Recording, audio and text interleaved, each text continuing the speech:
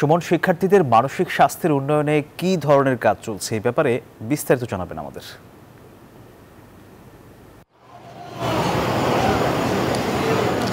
ধন্যবাদ সোহাগ। আমি এই মুহূর্তে মাইলস্টোন স্কুলের একদম প্রধান ফটকের সামনে রয়েছি।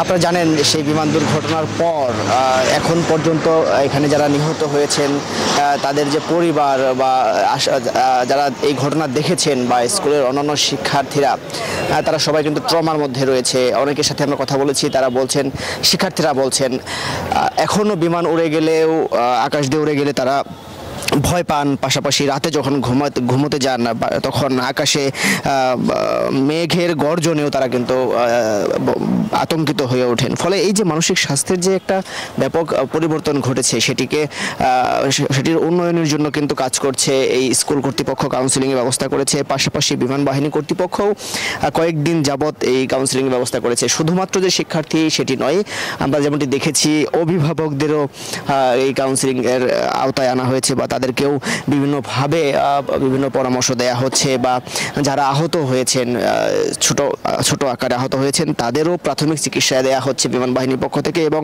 স্কুলের অন্যান্য শিক্ষার্থীরাও যদি প্রয়োজন মনে করছেন তারাও এখানে একটি মেডিকেল টিম রয়েছে বিমান বাহিনীর, তাদের কাছ থেকে প্রাথমিক শিক্ষা এবং বিনামূল্যে ওষুধ নিচ্ছেন।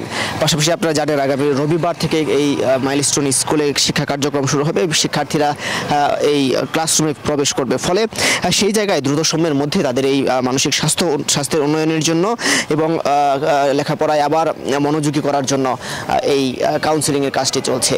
তো এখন পর্যন্ত আমরা আজকে ক্যাম্পাসের ভেতরে প্রবেশ করতে পারিনি। ভেতরে যেতে পারলে বা কর্তৃপক্ষের সাথে কথা বলতে পারলে আরো বিস্তারিত জানতে পারবো, ভবন হস্তান্তরের আরো বিস্তারিত। সোহাগ, এই ছিল আমার কাছে সর্বশেষ। সুমন, আপনাকে ধন্যবাদ। বান্ডেল থাকলে প্রতি সেনমানিতে টাকা বাঁচবে। বিকাশ সেনমানি বান্ডেল কিনে জিতুন প্রতি লেনদেনে।